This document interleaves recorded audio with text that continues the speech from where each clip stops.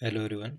आज हम इस वीडियो में डिस्कस करेंगे एचपी बीएड एंट्रांस टेस्ट 2021 में जो हुआ था। तो उसमें जो फर्स्ट क्वेश्चन पूछा गया था आपसे, नूरपुर रियासत की स्थापना किसने की। क्वेश्चन नंबर 1 था। तो नूरपुर रियासत की स्थापना की थी जेठपाल ने। ऑप्शन ए इसका राइट आंसर है। फिर क्वेश्चन नंबर 2, हिमाचल प्रदेश में किस नदी को स्थानीय दुख की नदी कहते हैं। तो वो है ऑप्शन डी, स्वान नदी। फिर क्वेश्चन नंबर 3, हिमाचल प्रदेश के पहले उपराज्यपाल कौन थे। तो हिमाचल प्रदेश के पहले उपराज्यपाल थे मेजर जनरल हिम्मत सिंह। फिर क्वेश्चन नंबर 4, प्रथम विश्व युद्ध के दौरान किस हिमाचली ने विक्टोरिया फ्रांस जीता। तो वो जीता था जामादार लाला। ऑप्शन बी इसका राइट आंसर है। फिर आपके पास क्वेश्चन नंबर 5, सतलुज नदी का वैदिक नाम क्या है। ये मोस्ट इंपॉर्टेंट है। तो सतलुज नदी का वैदिक नाम है स्तोत्री।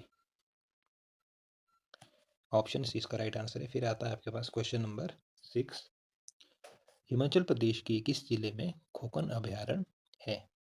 तो वो है आपके कुल्लू में। ऑप्शन ए इसका राइट आंसर है। फिर आगे आपके पास क्वेश्चन नंबर 7, शिमला जाने वाले भारत के पहले गवर्नर जनरल कौन थे।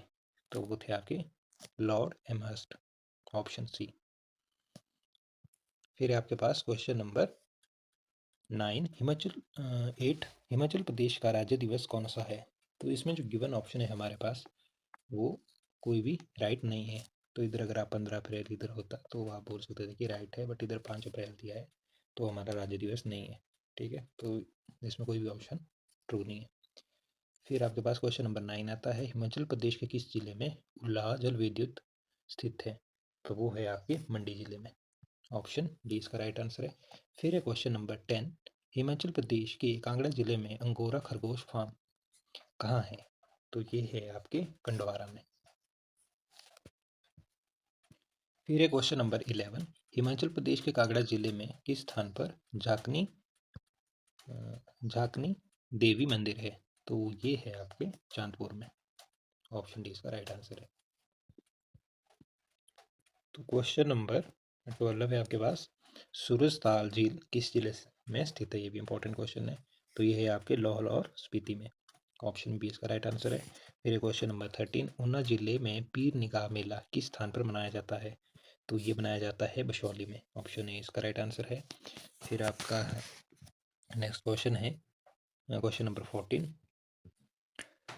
न्यूमिज्माटिक्स हिस्ट्री ऑफ हिमाचल प्रदेश के लेखक कौन है। तो इसको जो लेखक है वो है पीएल गुप्ता। ऑप्शन डी इसका राइट आंसर है। फिर क्वेश्चन नंबर 15, हिमाचल प्रदेश के राज्य पशु के रूप में किसे पहचाना जाता है। तो ये है हमारा हिम तेंदुआ। ऑप्शन बी इसका राइट आंसर है क्वेश्चन नंबर 15 का। फिर आपके पास क्वेश्चन नंबर 16, किस राज्य केंद्र शासित प्रदेश ने कोविड-19 के प्रसार में समाहित करने के लिए ऑपरेशन शील्ड की घोषणा की थी। तो ये की थी आपके नई दिल्ली ने। ठीक है। फिर क्वेश्चन नंबर 17, भौगोलिक स्तर जीआई भौगोलिक संकेत जीआई शिल्प को बढ़ावा देने के लिए कपड़ा मंत्रालय द्वारा आयोजित प्रदर्शनी का नाम क्या है। तो ये है कला कुंभ। ऑप्शन डी इसका राइट आंसर है।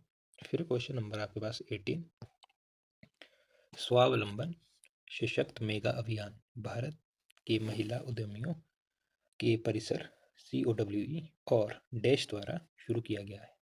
तो ये किया गया था आपका सिडबी। ऑप्शन बी इसका राइट आंसर है। फिर क्वेश्चन नंबर 19, निम्नलिखित मछलियों में से किसमें केंद्रीय तंत्रिका नहीं है।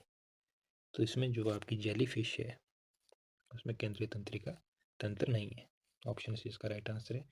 फिर आपके पास है क्वेश्चन नंबर 20, निम्नलिखित में से कौन से वायरस निम्नलिखित में से वायरस जो है वो कौन सी बीमारी का कारण है। मतलब which of the following disease is caused by virus. तो ये था आपका कॉमन कोल्ड। इसका जो राइट आंसर है ऑप्शन ए।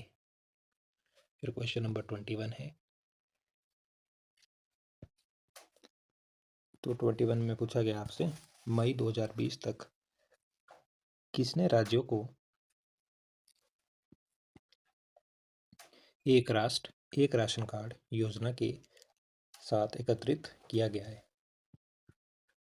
ये इधर कितने होगा, ओके मिसप्रिंट हुआ है आई थिंक, कितने राज्य को, तो इसमें आएगा हमारे पास जो राइट आंसर है वो है 70। फिर है क्वेश्चन नंबर 22, रॉबर्ट बैप्टिस्ट जो हाल ही समाचार में देखा गया था किस क्षेत्र से जुड़ा है, तो ये है आपका साइबर सुरक्षा खोज, ऑप्शन सी इसका राइट आंसर है।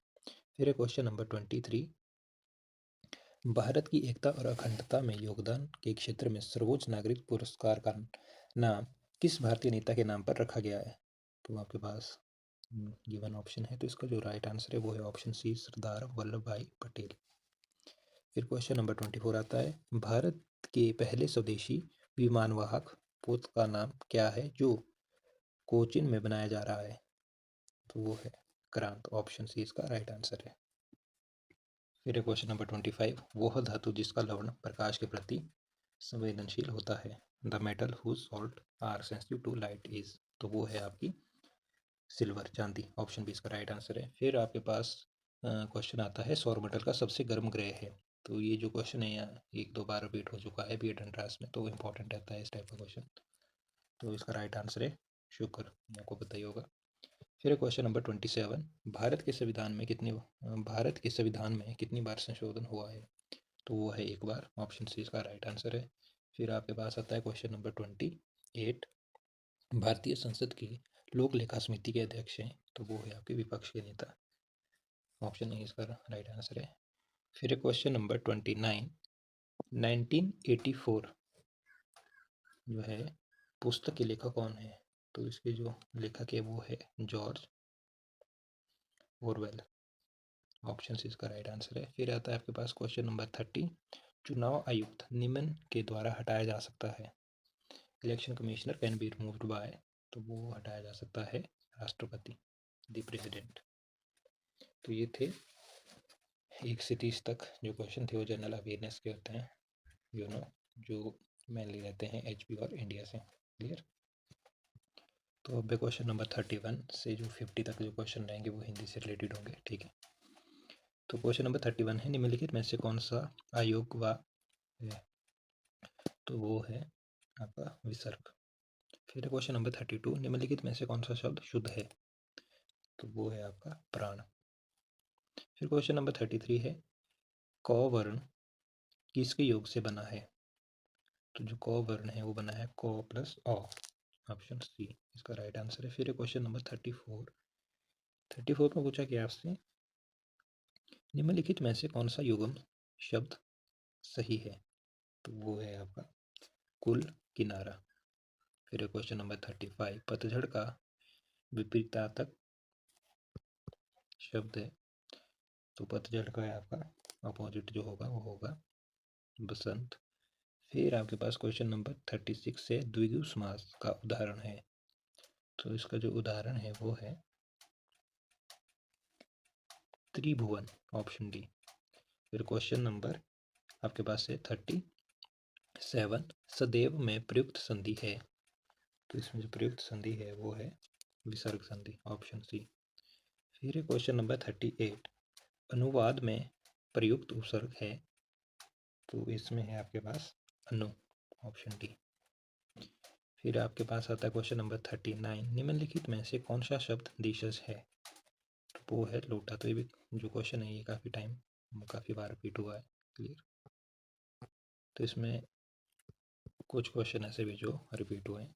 फिर आपके पास क्वेश्चन नंबर 40, निश्चित वाचक सर्वनाम कौन सा है, आपने पढ़ा होगा लोअर क्लास में, ठीक है, तो वो है यह, ऑप्शन डी, निश्चित वाचक सर्वनाम इसमें से है यह। फिर आपके पास आ गया क्वेश्चन नंबर 41, निम्न में भाववाचक संज्ञा है, तो भाववाचक संज्ञा है इधर, ऑप्शन है इसका राइट आंसर है लंबाई। फिर आपके पास आता है क्वेश्चन नंबर 42, ऊ और बड़ा ऊ उच्चारण स्थान है, तो इसका जो राइट आंसर वो है ओस्ट। फिर आपके पास आता है फिर क्वेश्चन नंबर 43, खटमल शब्द है, तो जो खटमल शब्द है वो है पुल्लिंग। फिर क्वेश्चन नंबर 44 है, महात्मा में कौन सा समास है, तो जो महात्मा है वो है उसमें समास है कर्मधारय। फिर आपके पास क्वेश्चन नंबर 45 है, महोषण की सही संधि विच्छेद है वो है महा प्लस उष्ण। ऑप्शन डी इसका राइट आंसर है। तो क्वेश्चन नंबर 46 टू जो 50 रहेंगे आपके, वो आपने गिवन पैसेज जो है दिया हुआ पैराग्राफ, इसको पढ़ना है। यहाँ से आप सिलेक्ट करेंगे। तो ये पहले आपने पढ़ना है, मैं आपको डायरेक्ट आंसर बता देता हूँ इसके, तो आप इसको पहले पढ़ लेना, ठीक है। तो क्वेश्चन नंबर 46 का जो राइट आंसर है वो है ऑप्शन सी, और 47 का राइट आंसर है आपका ऑप्शन बी, और 48 का राइट आंसर है आपका 48 का राइट आंसर है आपका ऑप्शन डी, और 49 का राइट आंसर है ऑप्शन बी, और 50 का जो राइट आंसर है वो ऑप्शन डी, उपरोक्त सभी। तो ये आपने गिवन पैसेज में से सिलेक्ट करने, ठीक है, इसी आपको इसका आंसर मिल जाएगा। तो आपने सिर्फ इसको पढ़ना है, फिर इसी छाटना है। फिर है क्वेश्चन नंबर 51 से जो आपके 70 तक रहेंगे इंग्लिश से होंगे, ठीक है। तो 20 नंबर का रहता है ये पार्ट भी। तो फर्स्ट क्वेश्चन है डायरेक्शन। क्वेश्चन नंबर जो 51 और 52 है, आइडेंटिफाई द एरर, इसमें हमने एरर ढूंढना है। तो क्वेश्चन नंबर 51 है each and every one was present at the wedding. तो इसमें जो एरर है वो है each and every one, option A, ठीक है, इसमें एरर है। फिर है question number 52 the woods floats in water. तो इसमें जो आपका फ्लोट्स है, ठीक है, ये रॉन्ग है। फिर है question number 53 fill in the blanks with correct prepositions. My father will retire from service dash a year. तो इसका राइट आंसर होगा इन अ ईयर, ठीक है, ऑप्शन सी। फिर question number 54 find the proper synonym of underline word. तो question क्या है आपके पास, suddenly Rani heard the sound of water tinkling. तो इसका जो राइट आंसर है वो है आपका ऑप्शन ए, ड्रिपलिंग। फिर question number 55 fill in the blank with correct article. It is dash abused story। तो इसका जो राइट आंसर है हमारे पास वो आएगा एन, ऑप्शन ए। फिर है question number 56 select the proper suffix of hard. तो इसका जो राइट आंसर है वो है ऑप्शन ए, एन। फिर आपके पास है क्वेश्चन नंबर 57। क्वेश्चन नंबर 57 है select the correct tense of given sentence. तो हमने इसमें करेक्ट सेंटेंस बताना है। I shall visit the book fair tomorrow. तो ये है आपका सिंपल फ्यूचर टेंस, ठीक है, सेंटेंस आपको गिवन था, ठीक है, आपने वहाँ सेलेक्ट करना था कि ये कौन सा करेक्ट टेंस है, क्लियर। तो इसका आंसर है सिंपल फ्यूचर। फिर क्वेश्चन नंबर 58 है select the proper adjective of diplomatic. इसका जो राइट आंसर है 58 का वो है ऑप्शन बी, डिप्लोमेटिक। फिर क्वेश्चन नंबर 59 है select the correct plural form of women. तो ये भी इम्पोर्टेंट क्वेश्चन है, ये एक दो बार रिपीट हो चुका है बीएड एंट्रेंस में क्वेश्चन। तो इसका जो राइट आंसर है वो है ऑप्शन सी, वीमेन। फिर क्वेश्चन नंबर 60 है find out correct antonyms of underline word. There was copious rains. तो जो इसमें अंडरलाइन वर्ड है, इसमें क्या करना है हमने और जो गिवन ऑप्शन हमारे पास दी है उसमें से सिलेक्ट करना है कि इसमें एक्यूरेट कौन सा आएगा। तो इसमें जो हमारा ऑप्शन ए है वो राइट है। तो क्वेश्चन नंबर 61 है fill in the blanks with correct word. India is planning dash many atomic plants to generate power. तो इसका जो राइट आंसर वो है ऑप्शन बी, टू बिल्ड। फिर question number 62 changing nouns into verbs, ठीक है। तो ये बोला गया इसमें 62 और 3 में, क्लियर। तो थ्रिल का आ जाएगा आपका 62 है थ्रिल, तो इसका जो राइट आंसर वो है ऑप्शन सी, थ्रिलिंग। फिर है नॉलेज, क्वेश्चन नंबर 63। नॉलेज कहाँ जाएगा आपके पास, नोन, नाउन को चेंज करना था किसमें, वर्ब्स में। फिर आपके पास है नेक्स्ट 64 to 68, जो आपके पास है ये गिवन पैराग्राफ आपको दिया गया है, पहले आपने ये पढ़ना है, फिर आपने इसके आंसर करना है। तो मैं आपको आंसर बता देता हूँ डायरेक्ट। तो ये इसका पैराग्राफ, ठीक है। तो क्वेश्चन नंबर 64 में का जो राइट आंसर है वो है ऑप्शन डी, क्लियर। 65 का राइट आंसर है आपका ऑप्शन सी। 66 का जो राइट आंसर है वो है आपका ऑप्शन डी। और 67 का जो आपका राइट आंसर है वो है ऑप्शन डी। और 68 का राइट आंसर है आपका ऑप्शन सी। फिर क्वेश्चन नंबर 69 और 70, आइडेंटिफाई द करेक्ट सेंटेंस। तो हमने आइडेंटिफाई करना है इसमें करेक्ट सेंटेंस। क्वेश्चन नंबर 69 है, if you work hard you will succeed in life. तो इसका जो राइट आंसर है वो है ऑप्शन सी, कॉम्प्लेक्स आ जाएगा इसका, ठीक है। फिर question number 70, what a wonderful figure it is. तो इसका राइट आंसर है ऑप्शन ए। तो ये थे आपके इंग्लिश से रिलेटेड क्वेश्चन। अब रहेंगे हमारे 20 क्वेश्चन लॉजिकल रीजनिंग के 71 to 90 तक, क्लियर। तो क्वेश्चन नंबर 71 है, रिक्त स्थान की पूर्ति करें। तो आपके पास गिवन दिया गया है QPONML KJIEDC। तो इसका जो राइट आंसर है वो है ऑप्शन ए। फिर क्वेश्चन नंबर 72 में DEF DEF2 DE2F2 कॉमा बीच में ब्रैक खाली स्थान है, ठीक है, DF3। तो इसका जो राइट आंसर है वो ऑप्शन डी। फिर क्वेश्चन नंबर 73, ध्वनि कोलाहल। तो आपके पास आ जाएगा गंध और बदबू। फिर क्वेश्चन नंबर 74, राजा पूर्व में ए से बी तक 10 मीटर चला, फिर वह दाईं ओर मुड़ा और 3 मीटर चला, फिर वह दाईं ओर मुड़ा और 14 मीटर चला। तो राजा ए से कितनी दूर है, मतलब जो इसका इनिशियल पॉइंट था और उसका जो फाइनल पॉइंट था, ठीक है, वो चला, पहले उसने इतना डिस्टेंस कवर किया, आपने बना लेना है पहले इसको डायग्रामेटिकली, ठीक है, फिर आपको पता लग जाएगा। तो आपने जो इनिशियल पॉइंट था और जो फाइनल पॉइंट था वो देखना है, उसका डिस्टेंस बताना है। तो इसका जो राइट आंसर है वो है आएगा 10 मीटर, ठीक है। तो इस टाइप के क्वेश्चन मैंने करवाए हैं, बीएड एंट्रांस में पूछे गए हैं। लॉजिकल रीजनिंग में आपने देख लेना है, जो जितने मैंने एग्जाम पेपर आपको सॉल्व करवाए हैं उसमें इस टाइप के क्वेश्चन पूछे गए हैं, तो 1-2 में मैंने सॉल्व करवाए हैं, ठीक है। फिर है 75, ANY equal to 40, MANY equal to 40। तो MANIAC होगा। तो इसमें क्वेश्चन लिया है ए के लिए इन्होंने 1 लिख लिया है, फिर एन के लिए जो आता है आपके पास नंबर वाइज, जैसे ए को 1 ले लिया, बी को 2 ले लिया, सी को 3 ले लिया, डी को 4 ले लिया, इस तरीके से। तो एन को इन्होंने 16 ले लिया, ठीक है, और वाई को ले लिया इन्होंने 23, ठीक है। तो ये बन गया 40। इसी तरीके से एम को इन्होंने अरेंज कर लेना है आपने, ठीक है। ए को 1 ले लेंगे, ठीक है, एन को 16 ले लेंगे और वाई को 23 ले लेंगे, फिर ये बन गया 53। इसी तरीके से आपने अरेंज करना है।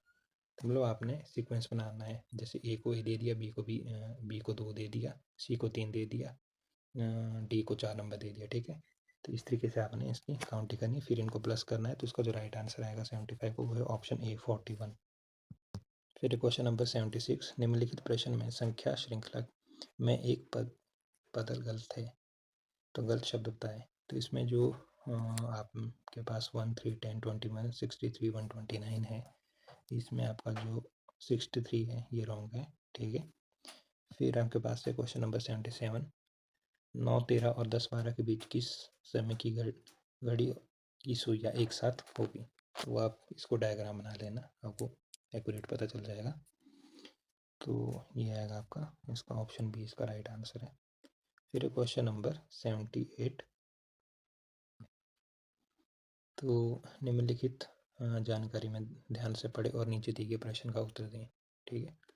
तो ये आपको पास गिवन क्वेश्चन है, तो इसका मैं आपको डायरेक्ट आंसर बता देता हूँ, आपने खुद सॉल्व करना है। इसका राइट आंसर है ऑप्शन सी। फिर क्वेश्चन नंबर 79 वह शब्द चुनें जो अब अन्य से भिन्न है। तो इसमें जो अन्य से भिन्न है वो है 242, ऑप्शन सी। तो क्वेश्चन नंबर 80 है हमारे पास, फिलिंग द ब्लैंक्स। तो आपके पास गिवन वैल्यू है 325, 259, 204, 160, 127, फिर डैश है, फिर 94 है। तो इसमें का जो राइट आंसर है वो है ऑप्शन बी 105 आएगा। कैसे, इसको मैं बता देता हूँ आपको। जब आप 94 में ऐड करोगे 11 तो आपके पास आ जाएगा 105, ठीक है, इधर। फिर आपके पास 105 आ गया। फिर जब आप ऐड करोगे 105 में 22 ऐड तो आपके पास आ जाएगा 127। तो 127 में जब आप ऐड करोगे 33 तो आपके पास आ जाएगा 160, ठीक है। 160 में ऐड करोगे आप 44 तो आ जाएगा 204। फिर 204 में ऐड करोगे 55 तो आ जाएगा 259। 259 में जब आप 66 ऐड करोगे तो आपके पास आंसर आ जाएगा, मतलब नेक्स्ट वैल्यू आ जाएगा 325। तो इस तरीके का अरेंजमेंट बनना है। तो इसमें आएगा आपको किस तरीके से बनना है अरेंजमेंट, 11, 22, 33, 44, 55 और 66, इस तरीके का अरेंजमेंट बनना है। तो मतलब पहले हमने 11 ऐड किया, फिर 22, फिर 33, फिर 44, फिर 55, ठीक है। एक अरेंजमेंट बन रहा है, एक सीक्वेंस बन रहा है। तो इस तरीके से अगर हम देखें तो हमारे पास जो नेक्स्ट टर्म आएगी वो आएगी 105।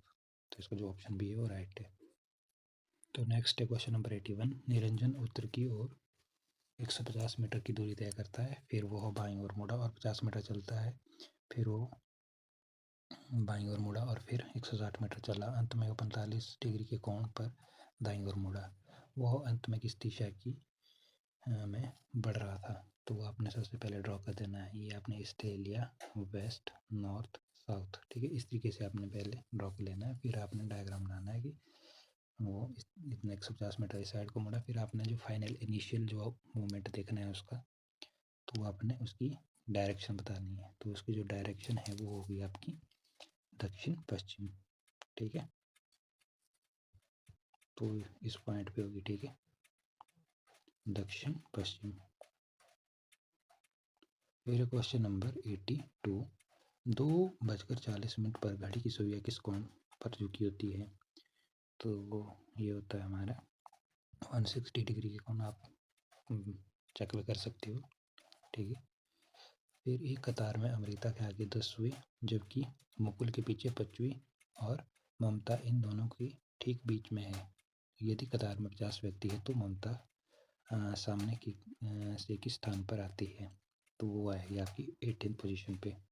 फिर क्वेश्चन नंबर 84। यदि किसी महीने का तीसरा दिन मंगलवार है तो निम्नलिखित में से कौन सा उस महीने की 27वें दिन में से पहले चौथा दिन होगा। तो 84 का आपका पास राइट आंसर है ऑप्शन बी। आपने डायग्राम बना लेना है, ठीक है, जैसे कैलेंडर में गिवन होता है। तो आपने क्या करना, महीने का तीसरा डे, जैसे आपने मान लिया कि महीने का फर्स्ट डे आ गया संडे, ठीक है, फिर आ गया मंडे, फिर आ गया ट्यूसडे, मतलब फर्स्ट डे ट्यूसडे है, तो यहाँ से आपने स्टार्ट करना है, ठीक है। फिर आपने क्या देखना है कि उस महीने के 27 दिन से पहले चौथा दिन क्या होगा, ठीक है। तो मतलब जो 27th डे आपका आएगा उससे पीछे देखना है आपने, उससे पहले देखना है आपने कि चौथा दिन कौन सा आएगा, ठीक है, रिवर्स काउंट करना है चौथा दिन। तो वो आएगा आपके पास सोमवार। तो आपने एक डायग्राम बना लेना है, ठीक है। फिर क्वेश्चन नंबर 85 है। निम्नलिखित में से कौन सा शब्द अन्य शब्दों से संबंधित नहीं है। तो इसमें जो कार है वो ऐसे संबंधित नहीं है। फिर आपके पास आ जाएगा यदि NOIDA को OPGEB लिखा जाता है और DELHI को क्या लिखा जाएगा, क्या होगा। तो इसमें सिंपल देखिए, अगर आप N के बाद O, फिर O के बाद आता है P, फिर I के बाद आता है J, D के बाद आता है E, A के बाद आता है B, ठीक है। तो सिंपली इसका जो राइट आंसर होगा, D के बाद आता है आपका E, और E के बाद आता है आपका F, और L के बाद आएगा आपके पास I, L के बाद आपके पास आ जाएगा M, ठीक है, M के बाद M आता है, फिर H के बाद आ जाएगा आपका I, और जो I है इधर के बाद आ जाएगा, I के बाद आ जाएगा J, D के बाद E, E के बाद एफ। ठीक है, तो ये ऑप्शन आपको कहाँ दिख रही है? ये ऑप्शन सी। क्लियर। फिर आपके पास नेक्स्ट है 87, विद्यालयों की मध्यावधि परीक्षा में राम के अंक मोहन से कम है और लेकिन सोनम से अधिक है। यदि कर्मा के अंक भी राम से अधिक है तो सबसे अंक जो कम है वो अंक किसके हुए? तो जो सबसे कम अंक होंगे वो होंगे सोनम के। क्लियर। फिर क्वेश्चन नंबर 88, निम्नलिखित शब्दों के लिए सर्वाधिक अर्थपूर्ण अनुक्रम का चुनाव कीजिए। तो इसमें आपने क्वेश्चन आपको दिया है, ऑप्शन दी है 1 2 3 4। तो इसमें आपने अरेंजमेंट करना है कि सबसे पहले आपका क्या आएगा। तो इसमें दिया है नौकरी, स्वतंत्रता, अध्ययन, आय, परीक्षा। तो सबसे पहले तो आपको क्या करना पड़ेगा? अध्ययन करना पड़ेगा। ठीक है, अध्ययन के बाद आपको क्या करना पड़ेगा? परीक्षा देनी पड़ेगी। ठीक है, परीक्षा के बाद आपको की होगी नौकरी। जब आपके पास नौकरी होगी तो आपके पास आय होगी, जब आपके पास आय होगी तो आपके पास फ्रीडम होगी। तो जो इसमें ऑप्शन डी है वो राइट है। फिर है क्वेश्चन नंबर 89, यदि एक्स वाई से 20% अधिक है तो एक्स वाई से कितना कम है? तो वो होगा आपका ऑप्शन सी। फिर आपके पास क्वेश्चन नंबर 90, अरुण की मोटरसाइकिल में पेट्रोल से भरा टैंक 10 दिन तक चलता है। यदि वह प्रतिदिन 25% अधिक उपयोग करना शुरू कर देता है तो पेट्रोल में भरा टैंक कितने दिन तक चलेगा? तो वो चलेगा आपकी 8 दिन तक। तो ये थे लॉजिक रीजनिंग के क्वेश्चन 71 टू 90 तक। इसके बाद जो आपके 91 से 110 तक के जो क्वेश्चन रहेंगे वो रहेंगे नॉलेज ऑफ नेशनल कमीशन और कमिटीज ऑन एजुकेशन। क्लियर।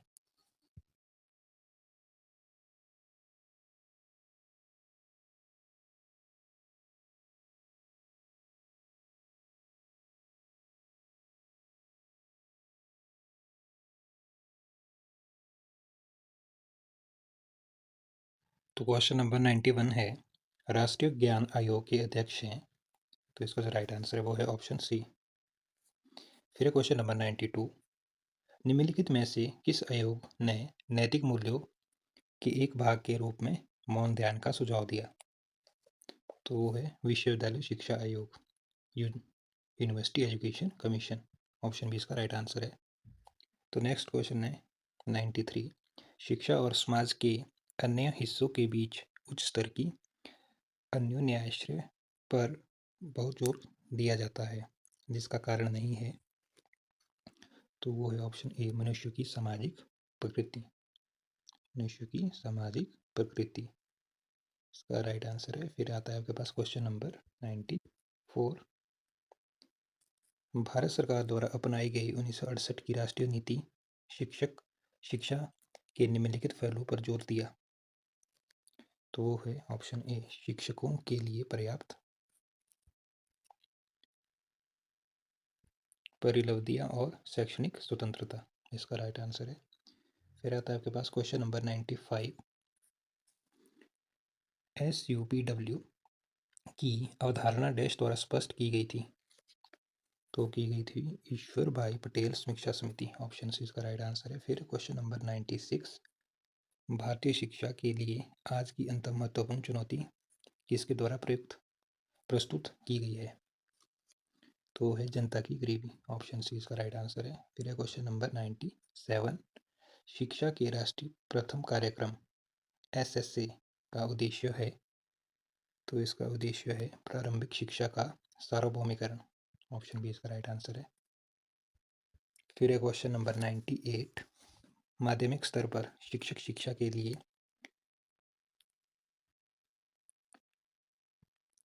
पुनश्चर्या पाठ्यक्रम निम्नलिखित द्वारा संचालित किए जाते हैं। तो है राज्य शिक्षा संस्थान, स्टेट इंस्टीट्यूट्स ऑफ एजुकेशन। इसका राइट आंसर है। फिर है क्वेश्चन नंबर 99, न्यूपा का संबंध है। तो वो है शैक्षणिक योजना। ऑप्शन डी इसका राइट आंसर है। फिर आता है आपके पास क्वेश्चन नंबर 100, भारत में विशेष शिक्षा कार्यक्रम में शिक्षक शिक्षा की मान्यता के लिए किसने समझौता ज्ञापन पर हस्ताक्षर किए हैं? तो वो किए हैं RCI और NCTE। ऑप्शन सी इसका राइट आंसर है। फिर एक क्वेश्चन नंबर 101, निम्नलिखित में से किसने महिला शिक्षा में सुधार के लिए महिला आर्य समाज की स्थापना की? तो वो की थी पंडित रमाबाई ने, पंडिता रमाबाई। फिर क्वेश्चन नंबर 102 है, 20वीं सदी की शुरुआत में निम्नलिखित संगठनों में से एक राष्ट्रीय शिक्षा आंदोलन से जुड़ा नहीं था? तो वो था ऑप्शन डी, बरिंदर कुमार घोष की अनुशीलता समिति। फिर नेक्स्ट है क्वेश्चन नंबर 103, निम्नलिखित में से किस समिति ने शिक्षक शिक्षा कार्यक्रम में सुधार के लिए सिफारिश की? तो वो की थी राममूर्ति समिति। फिर क्वेश्चन नंबर 104, NEP 2020 निम्न में से निम्न के स्थान पर आई? तो वो आई थी आपकी राष्ट्रीय शिक्षा नीति और शिक्षा पर राष्ट्रीय नीति, ए और बी दोनों। ठीक है, ऑप्शन सी इसका राइट आंसर है। फिर क्वेश्चन नंबर 105, भारत में पूर्ण साक्षरता प्राप्त न होने के का मुख्य कारण है? तो इसका जो मेन रीजन है वो है लक्ष्य प्राप्त करने की इच्छा की कमी, ऑप्शन डी। फिर क्वेश्चन नंबर 106, RPWD अधिनियम 2016 का पूर्ण रूप क्या है? तो वो है विकलांग व्यक्तियों के अधिकार अधिनियम 2016, ऑप्शन डी इसका राइट आंसर है। फिर क्वेश्चन नंबर 107,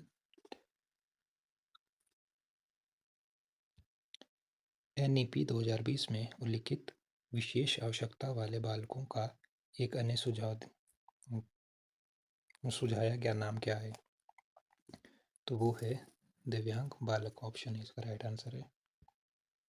फिर क्वेश्चन नंबर 108, बेसिक शिक्षा का विचार किसके द्वारा प्रतिपादित किया गया है? ये भी मोस्ट इंपॉर्टेंट क्वेश्चन है। तो इसका जो राइट आंसर वो है ऑप्शन सी, महात्मा गांधी।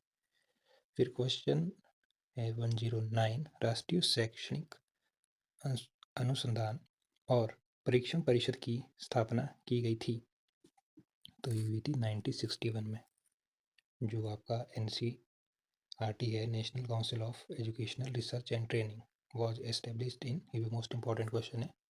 तो इसकी स्थापना हुई थी 1961 में। फिर एक क्वेश्चन 110 GDP के 6% के राज्य व्यय की सिफारिश किसके द्वारा की गई थी? तो वो की गई थी कोठारी आयोग 1966। इसका जो राइट आंसर है वो है ऑप्शन ए। तो इसके बाद जो 111 से 150 तक के जो क्वेश्चन रहेंगे वो रहेंगे आपके टीचिंग एप्टीट्यूड एंड एटीट्यूड के। तो ये 40 मार्क्स के रहते हैं आपके। क्लियर? तो क्वेश्चन नंबर 111 है, यदि आपकी कक्षा में अधिकांश छात्र कमजोर है तो आपको क्या करना होगा? मेधावी विद्यार्थियों को कुछ अतिरिक्त मार्गदर्शन के साथ अपने शिक्षण को धीमा रखें। ठीक है, इसका ऑप्शन डी राइट है। फिर क्वेश्चन नंबर 112, शिक्षा के क्षेत्र संघर्षों और भ्रांतियों से भरा हुआ है क्योंकि? तो इसका जो राइट आंसर है वो है ऑप्शन बी, शिक्षण में आने वाली समस्याएं कठोर वैज्ञानिक जांच के लिए उत्तरदायी नहीं है। फिर क्वेश्चन नंबर 113, एक शिक्षक के रूप में कक्षा में अपनी प्रभावी उपस्थिति सुनिश्चित करने के लिए सर्वोत्तम विकल्प का चयन करें। तो इसका जो राइट आंसर है वो है ऑप्शन सी, अच्छी तरह से स्थापित मुद्रा मापन कर। फिर क्वेश्चन नंबर 114, शिक्षण सहायक सामग्री का उपयोग निम्नलिखित के आधार पर उचित है? तो इसका जो राइट आंसर है वो है ऑप्शन डी, सीखने के कार्यों में छात्रों की प्रभावी भागीदारी। फिर आता है आपके पास क्वेश्चन नंबर 115, किस शिक्षण पद्धति में शिक्षार्थी की भागीदारी को सर्वोत्तम और सक्रिय बनाया जाता है? तो इसका जो राइट आंसर है वो है आपका ऑप्शन डी, परियोजना विधि, प्रोजेक्ट मेथड। फिर क्वेश्चन नंबर 116, विद्यालयों को बालक के विकास से संबंधित होना चाहिए। विद्यालयों को बालक के विकास से संबंधित होना चाहिए, जिसमें शामिल होना चाहिए। तो इसमें क्या इंक्लूड होना चाहिए आपका? बालक द्वारा जीवन कौशल का अधिग्रहण। ऑप्शन बी इसका राइट आंसर है। फिर है क्वेश्चन नंबर 117, विद्यार्थी आपके प्रश्न का आंशिक रूप से सही उत्तर देता है, इसके बाद आप क्या करेंगे? पुनर्बलन प्रदान करेंगे। तो इसका ऑप्शन बी राइट है। फिर है क्वेश्चन नंबर 118, सबसे अच्छा कारण जिसकी वजह से एक शिक्षक अपने छात्रों से सम्मान प्राप्त करना चाहता है, यदि वह कक्षा में नवाचार अभ्यास का पालन करता है। ऑप्शन इसका राइट आंसर है। फिर आता है आपके पास क्वेश्चन नंबर 119, छात्रों में नैतिक मूल्यों का विकास बहुत महत्वपूर्ण है, इसे विकसित करने के लिए आप क्या करेंगे? तो इसको विकसित करने के लिए आपको करना चाहिए नैतिक मूल्य संबंधी कार्यों को प्रोत्साहित करेंगे। फिर है क्वेश्चन नंबर 120, एक छात्र असाधारण होता है जब उसका प्रदर्शन उल्लेखनीय रूप से डैश होता है, औसत छात्र से उच्च या निम्न। ऑप्शन ए इसका राइट आंसर है। फिर आपके पास क्वेश्चन नंबर 121 है, भूलने की बीमारी को कैसे कम किया जा सकता है? तो भूलने की बीमारी को आप अधिगम से। ऑप्शन सी इसका राइट आंसर है। फिर क्वेश्चन नंबर 122, यदि कोई छात्र आपके खिलाफ लिपियों के मूल्यांकन में पक्षपात करने का आरोप लगाता है तो आप उसे कैसे मिटाएंगे? उसे उत्तर पुस्तिका दिखाएंगे। ऑप्शन डी इसका राइट आंसर है। फिर नेक्स्ट आता है क्वेश्चन नंबर 123, छात्रों के साथ अच्छे संबंध विकसित करने के लिए एक शिक्षक को चाहिए, तो एक शिक्षक को क्या चाहिए? अच्छी तरह से संवाद करें। ऑप्शन डी इसका राइट आंसर है। फिर क्वेश्चन नंबर 124, उच्च शिक्षा स्तर का अध्यापन का मुख्य उद्देश्य है निर्णय लेने की क्षमता विकसित करना। फिर आता है क्वेश्चन नंबर 125, छात्रों के लिए कौन सा गुण सबसे महत्वपूर्ण है? तो वो है स्वतंत्र सोच। फिर क्वेश्चन नंबर 126, यदि विद्यालय का कोई शिक्षक विद्यालय के किसी समारोह में समय पर नहीं आता तो आप प्रधानाचार्य के रूप में क्या करेंगे? तो आप क्या करेंगे? आप उसे उसकी जिम्मेदारी के बारे में बताएंगे। ऑप्शन डी इसका राइट आंसर है। फिर क्वेश्चन नंबर 127 आता है, विद्यालयों पर सामाजिक कुरीतियों का प्रभाव पड़ने का वह है, इसे रोकने के लिए आपका दृष्टिकोण क्या होगा? तो आप क्या करेंगे? आशावादी इसका जो राइट आंसर है ऑप्शन ए। फिर क्वेश्चन नंबर 128, बालिकाओं की शिक्षा को प्राथमिकता दी जानी चाहिए क्योंकि केवल लड़कियां ही सामाजिक परिवर्तन के नेतृत्व करने में सक्षम है। ऑप्शन डी इसका राइट है। तो क्वेश्चन नंबर 130 का राइट आंसर है ऑप्शन ए अनौपचारिक शिक्षा। फिर 131 का है, ग्रामीण में तनाव है और आप वहाँ शिक्षक है तो आप क्या करेंगे? आप उन्हें शांत करने की कोशिश करेंगे। ऑप्शन बी इसका राइट आंसर है। फिर आपके पास आता है क्वेश्चन नंबर 132, गृह कार्य देने का यह लाभ है कि होमवर्क देने का क्या लाभ है स्टूडेंट के लिए कि वो स्वयं अध्ययन की आदत विकसित कर सकते हैं, सेल्फ स्टडी की। क्लियर? तो ये इसका राइट आंसर है ऑप्शन डी। फिर क्वेश्चन नंबर 133, स्कूलों में पर्यावरण शिक्षा दी जानी चाहिए क्योंकि यह जीवन का महत्वपूर्ण हिस्सा है। ऑप्शन बी इसका राइट आंसर है। फिर क्वेश्चन नंबर 134 है, शिक्षण की गुणवत्ता परिलक्षित होती है छात्रों द्वारा पूछे गए प्रश्नों की गुणवत्ता से। ऑप्शन सी इसका राइट आंसर है।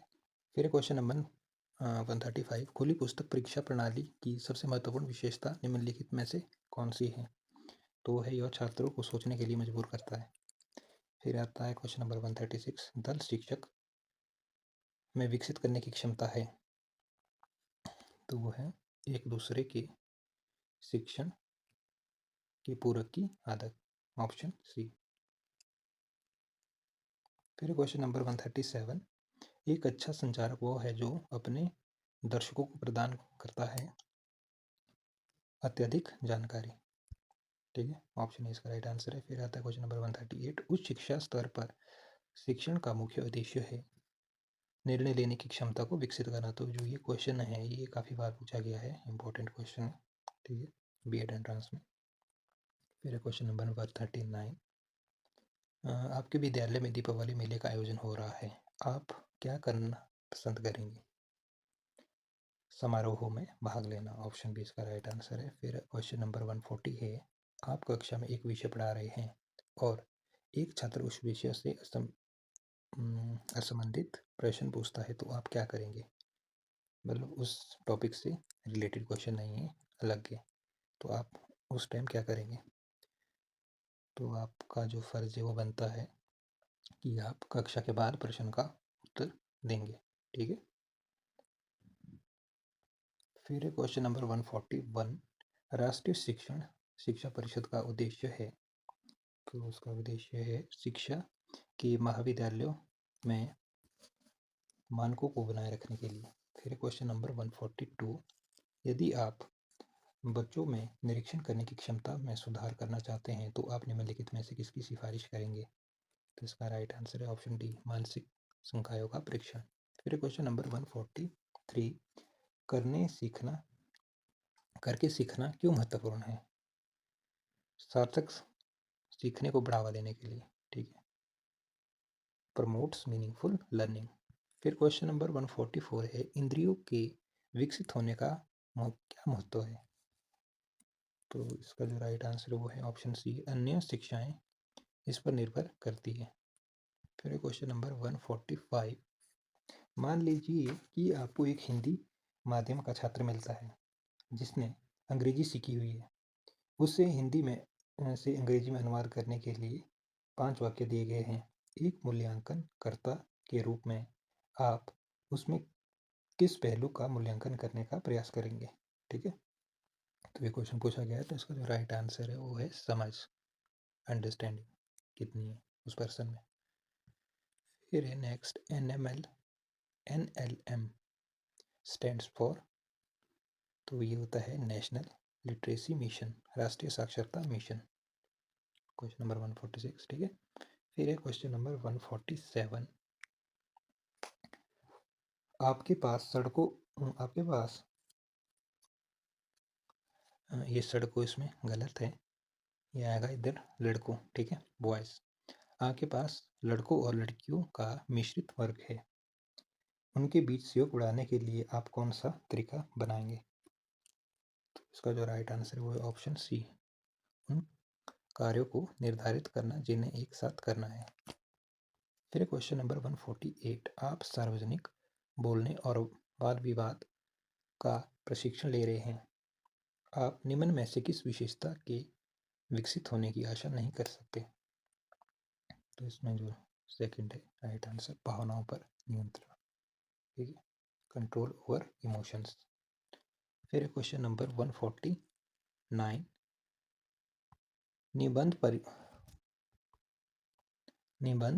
परीक्षणों की तुलना में वस्तुनिष्ठ प्रकार की परीक्षणों का क्या लाभ है। तो वो है नमूना सामग्री व्यापक हो सकती है, the sample content can be wider. फिर है क्वेश्चन नंबर 150, एक स्कूल में शिक्षा की गुणवत्ता का सबसे महत्वपूर्ण संकेतक है, तो क्या संकेतक है, छात्र उपलब्धि स्तर, student achievement level, option D इसका राइट आंसर है। तो ये था HPBED एंट्रांस 2021 का पेपर जो हमने इस वीडियो में डिस्कस किया। तो इसमें अगर कोई क्वेश्चन का आंसर मैंने गलत दिया है तो आपने कमेंट में बता देना है, क्लियर। अगर आपको राइट आंसर आता है या मेरे कुछ मिस्टेक हुई है इसमें तो आपने कमेंट में बता देना।